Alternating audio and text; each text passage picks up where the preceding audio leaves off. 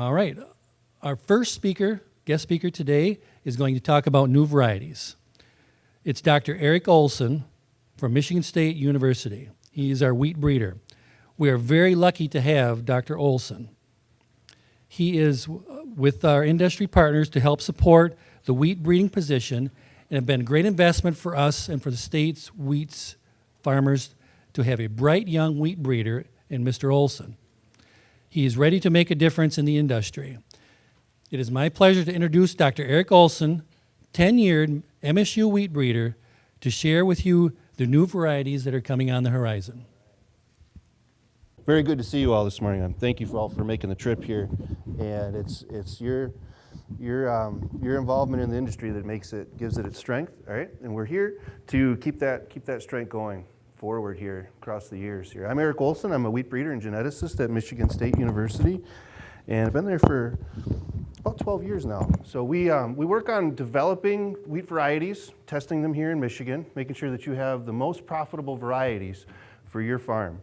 Right? We also test all the varieties that are available commercially. So any genetics, wheat genetics that flow into Michigan, they flow through our program where we run them through the gauntlet for diseases. Right? We look at Fusarium head blight, all the rust diseases, and we're also looking at yield potential. So the wheat varieties are a major component of profitability, and so even broadly, profitability is the #1 research objective for USDA now. Right? That's every single grant proposal that goes through USDA has profitability on there. And that's been our primary objective for 10 years. So I want to look at first the advantage that you can get from growing a higher yielding variety, just variety selection. There's a lot of good genetics out there, right? And so I want to encourage you to shake it up a little bit, right? And I know varieties, you can grow a variety for a number of years. You know, they work there. They essentially, you know what their strengths are.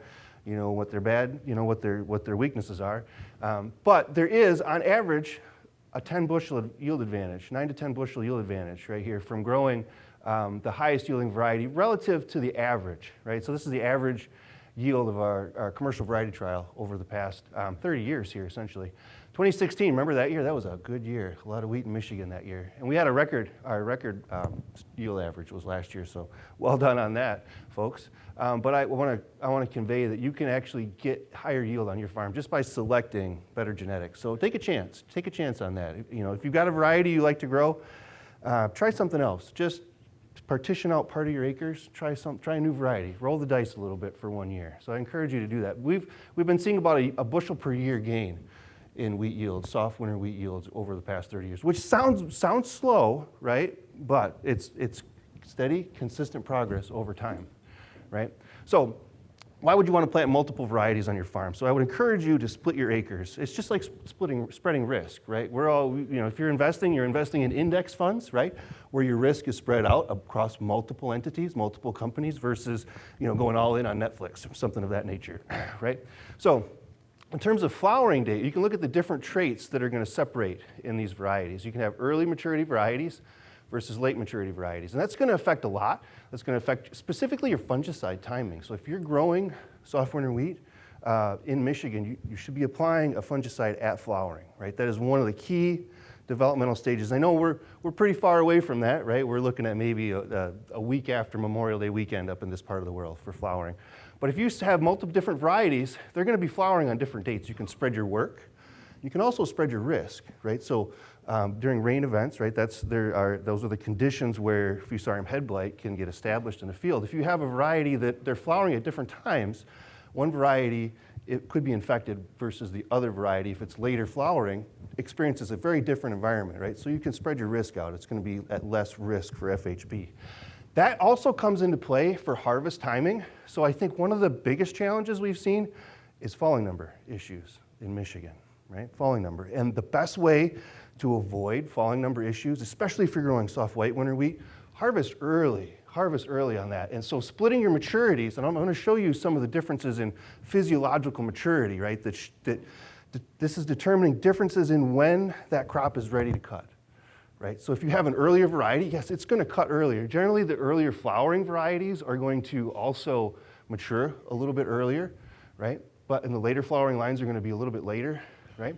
So it's important because you can then have differences in environments for those crops. You can have rain events that affect one of your varieties, and that other variety could escape that, right? So you want to split those maturities. Same goes for disease, right? Having part of your acreage under a highly resistant variety versus a susceptible variety, that's going to lock in profitability, right? That's going to make sure that you're not losing any of those investments to falling number issues or to mycotoxin issues from Don.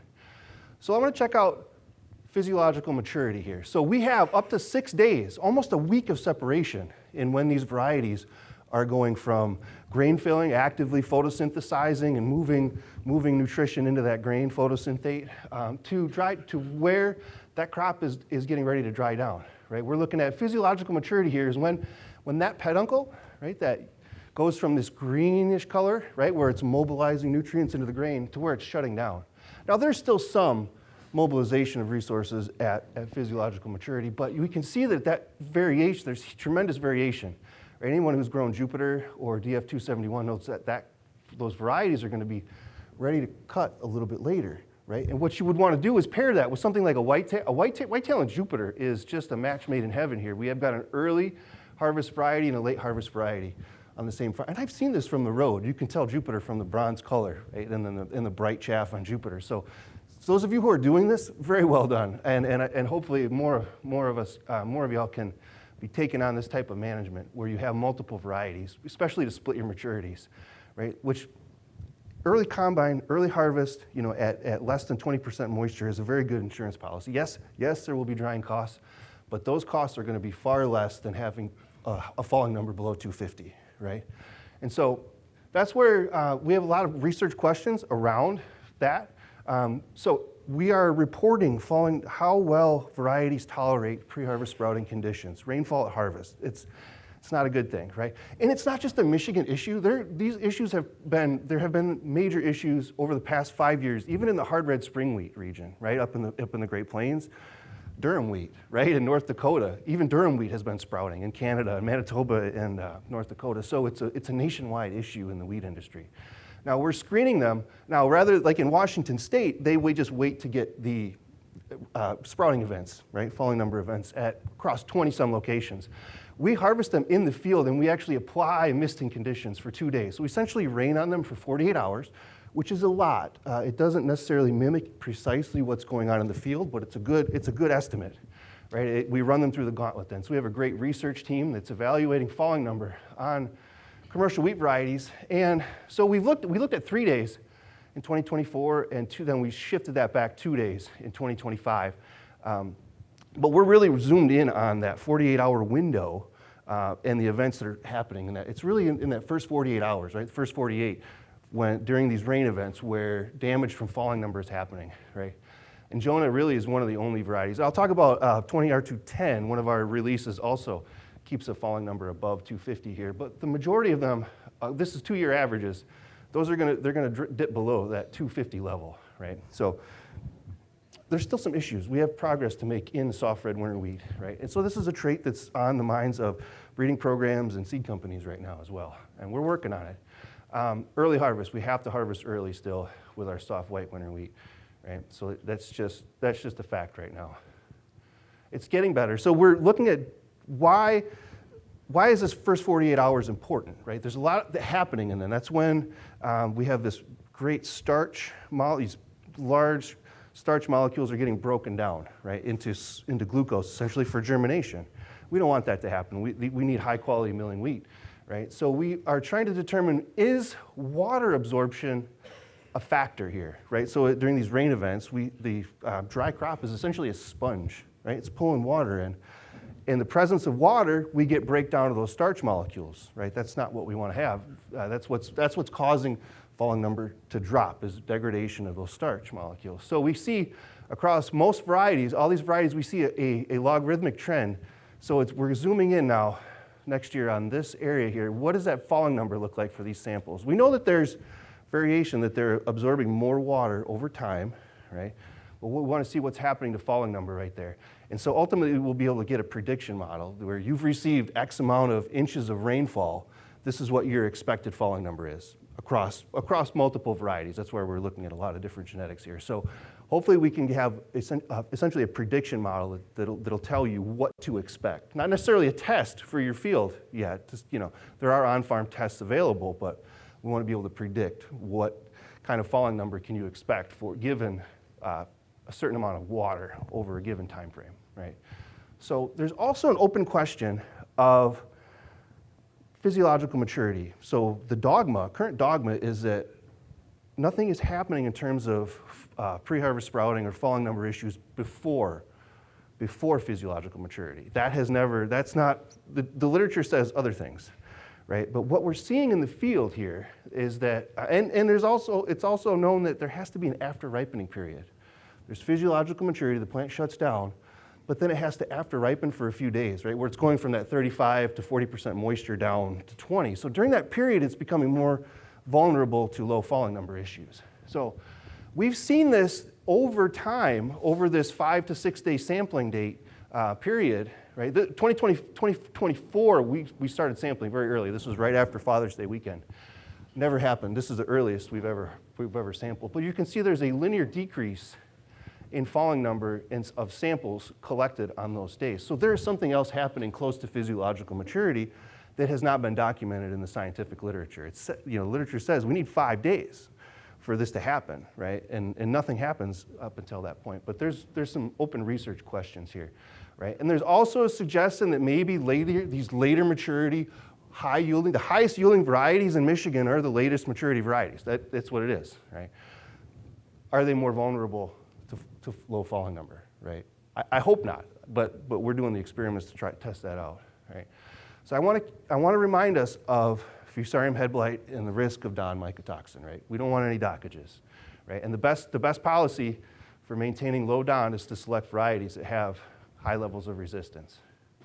And so this is just a reminder for you all to just keep scab on your radar every year. We may not have had economic thresholds since 2019 and then maybe 2015 since back then, right? But I want to make sure that you're thinking about these varieties that have low Don and low visual scores. FHB index is what percentage essentially of a given plot for a variety is infected, right? So low visual infection and low mycotoxin are important. Sometimes they're inversely correlated. You don't always get low Don with low visual scores.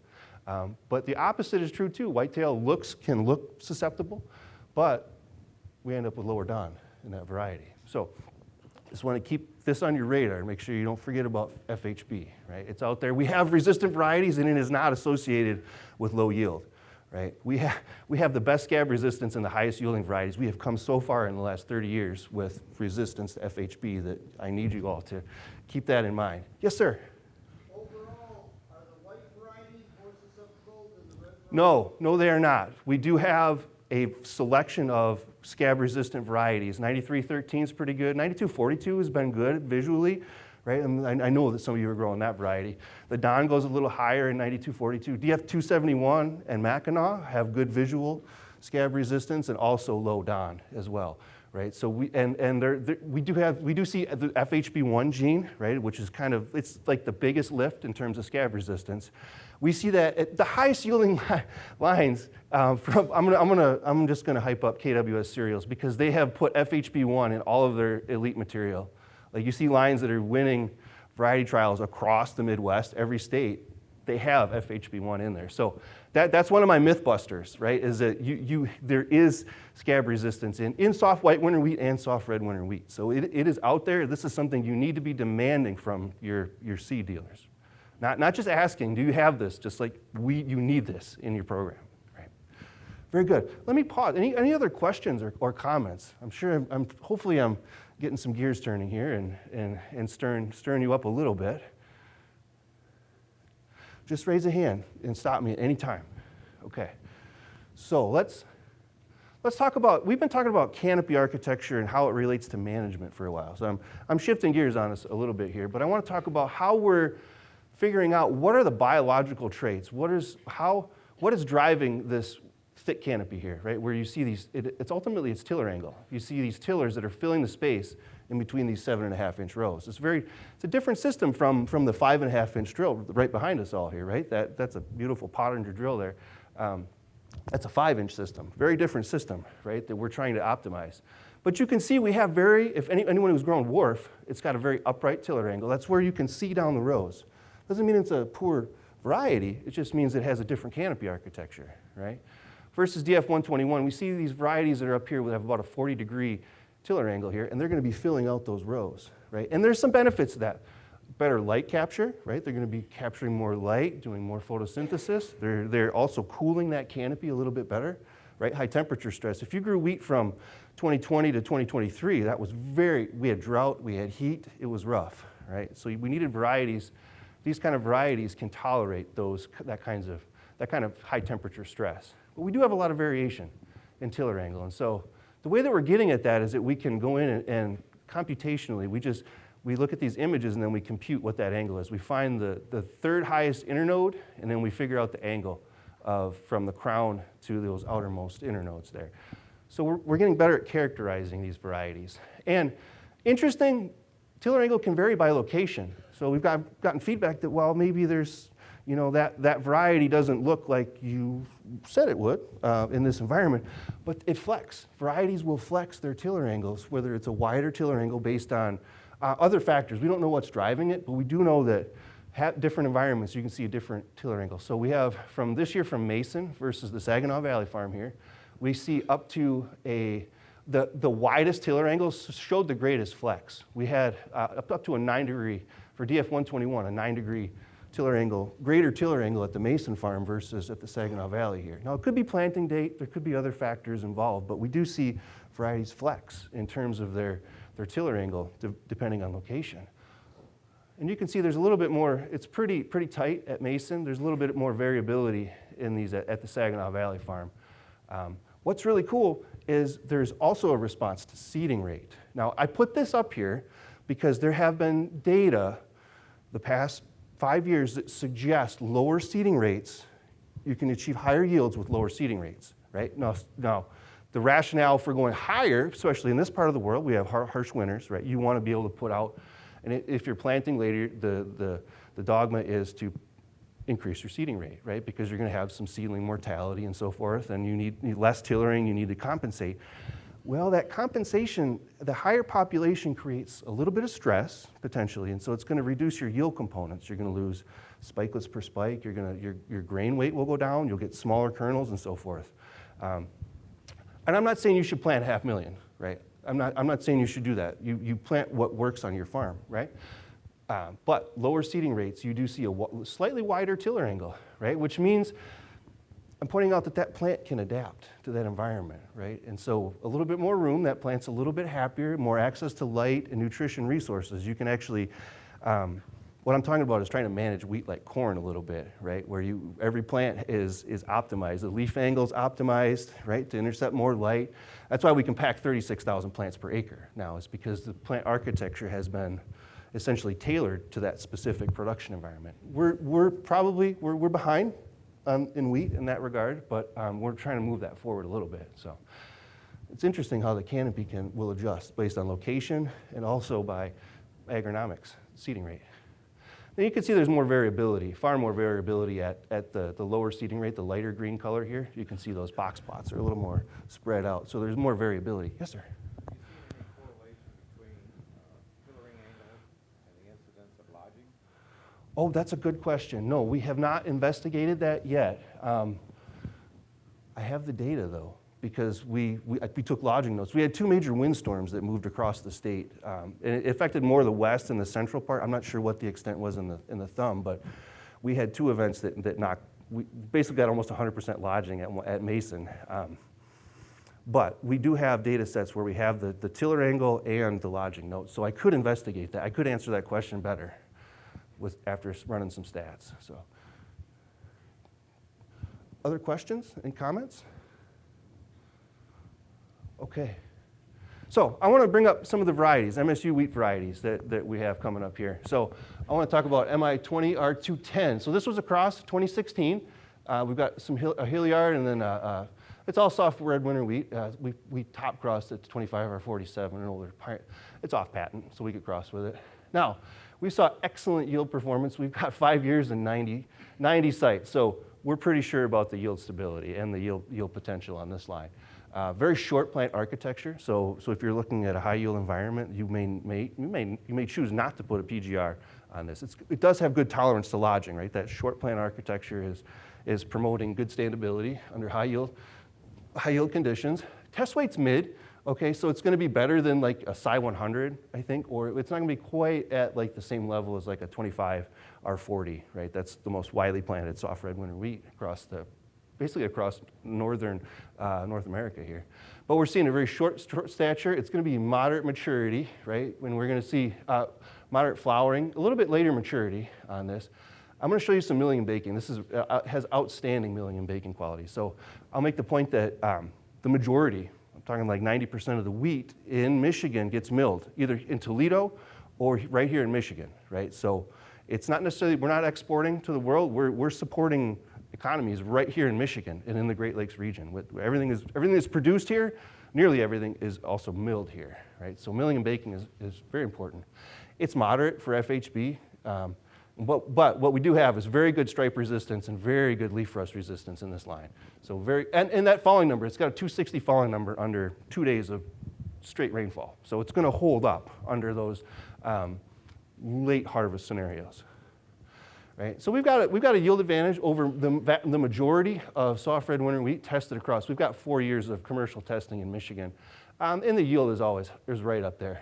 So it's not the highest. Flipper has been doing pretty well across time here, but we've got a good yield advantage over 90 locations here. So excellent sugar snap cookie, right? Good top checking, good spread. You want to have a nice big cookie on there. I gave myself one Cookie Monster joke, and I used it in 2019 already. So I'm not going to make that joke today. So, but you can kind of guess what it would be, right? So it makes really good sponge cake, right? Good texture and volume, good. So water absorption. You want to be able to use less water to make products for soft wheat. In hard wheats, it's the opposite, right? You want to have a lot of water pulled into that bread and have it rise.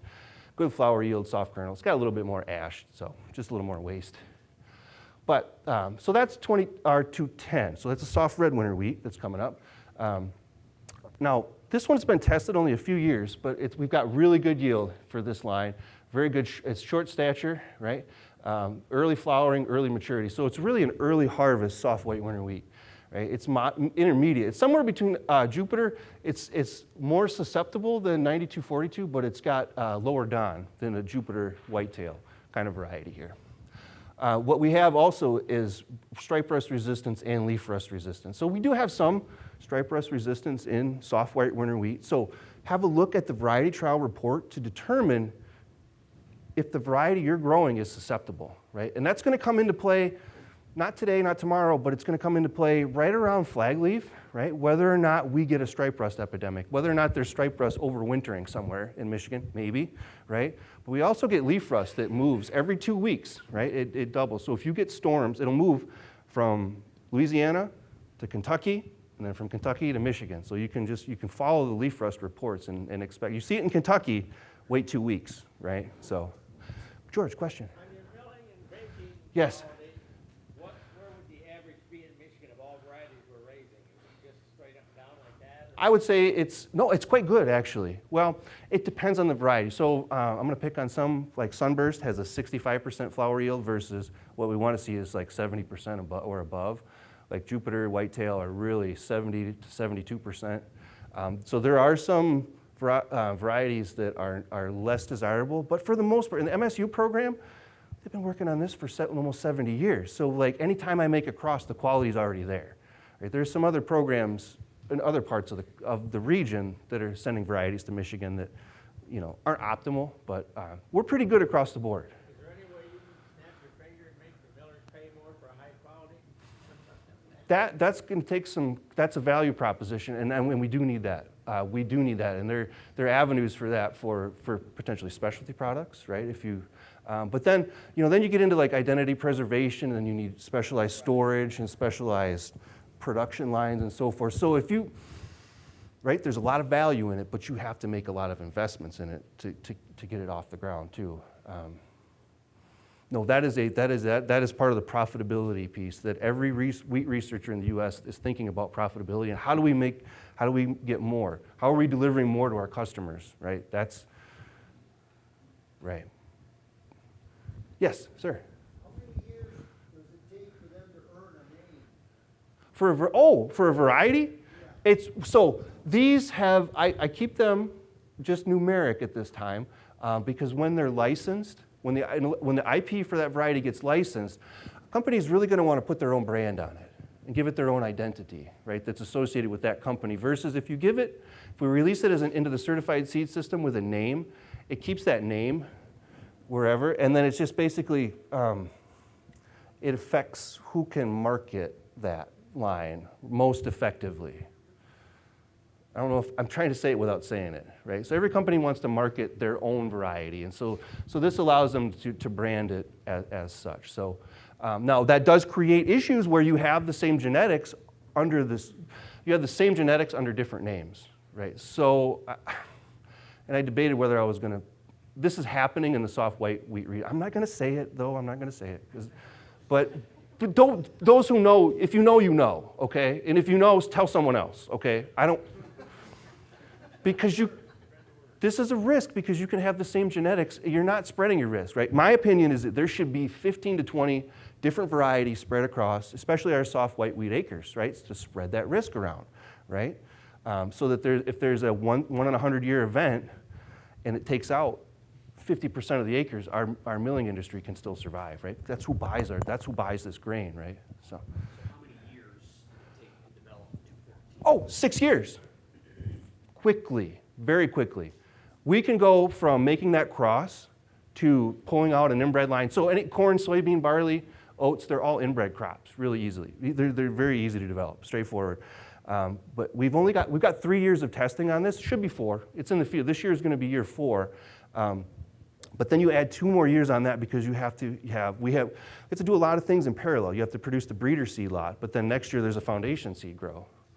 Well, we got 1 more year for the certified seed grow out where it can go on larger acreage, right? So it's about an 8-year timeline altogether. But this is as fast as you can go, and we're not spending $50 a line for double haploids. We're just cranking out inbred lines in our greenhouse, as quickly and as efficiently as we can. So about 6 years, yeah. Other questions, comments? We're right at the end here. So I just wanted to show you why in 2023, boy, it had a 5-bushel yield advantage over all of our checks, and it was doing better than Jupiter during that drought year. And then it's right up at the top for 2025. We tested it across the whole eastern U.S. I mean, this gets tested all the way from, in 2024, it was all the way from western Kentucky into Quebec, right? So we get a lot of looks at these varieties, and we give them lots of chances to fail, and this one is still performing very consistently across our target environment. So I want to thank all the organizations that keep us going.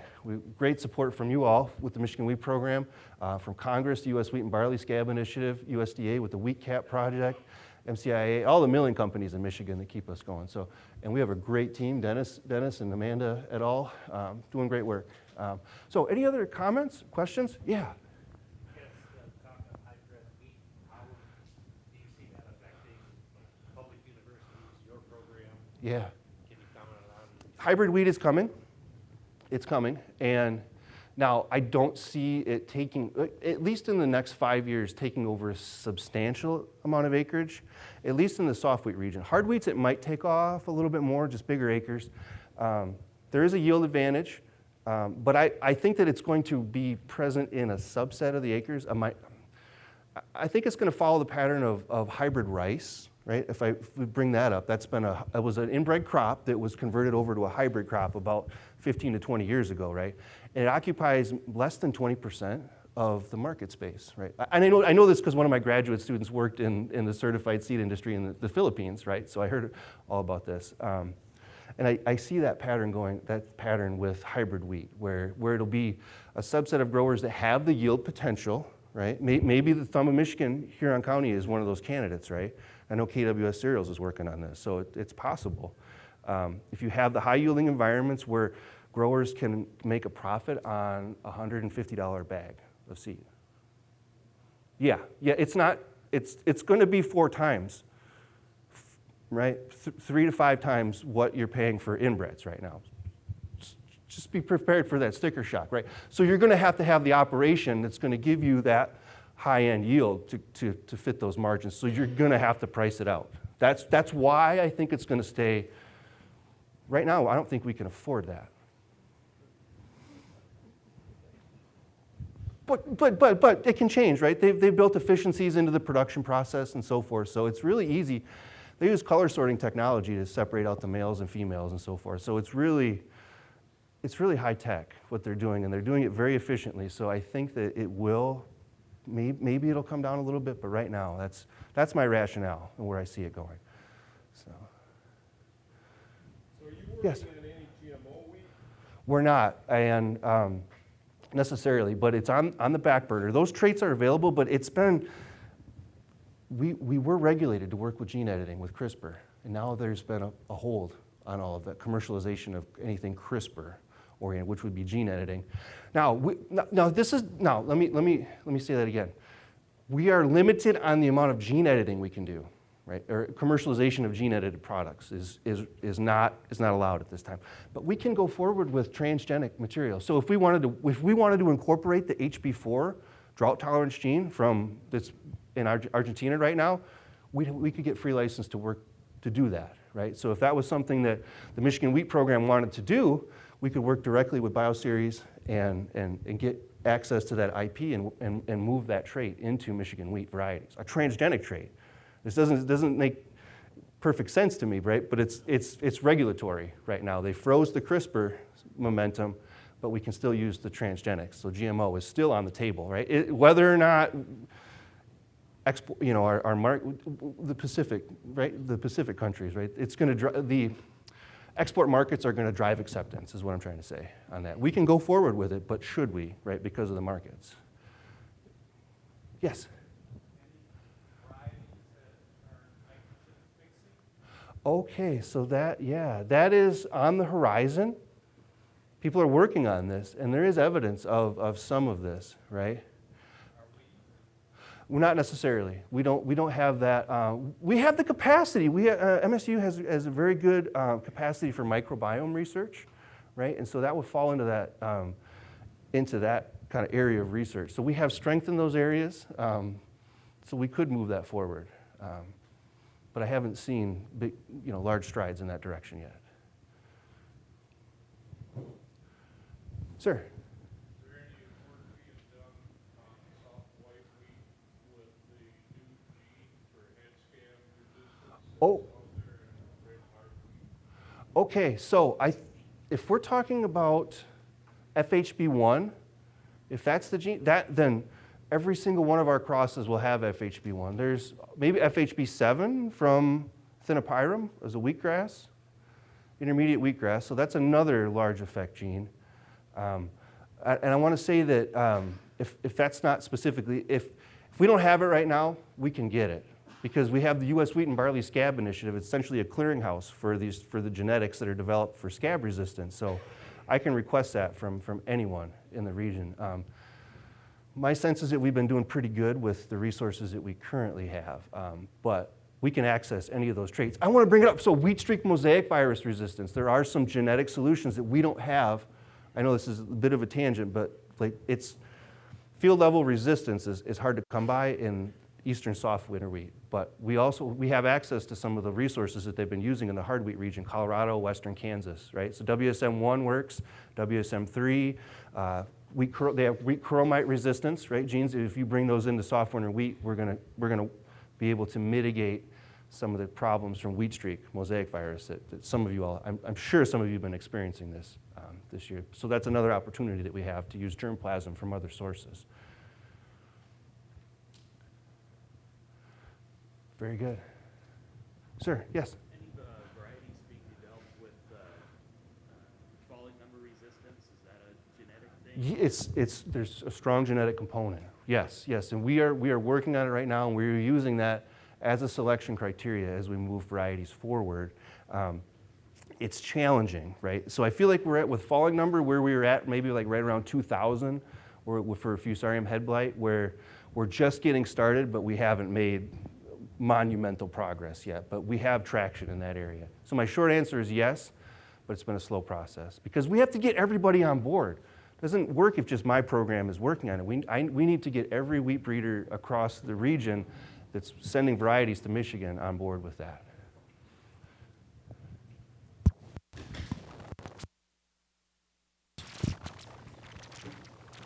I'll be around all day, so anything you want to chat about. Thank you all.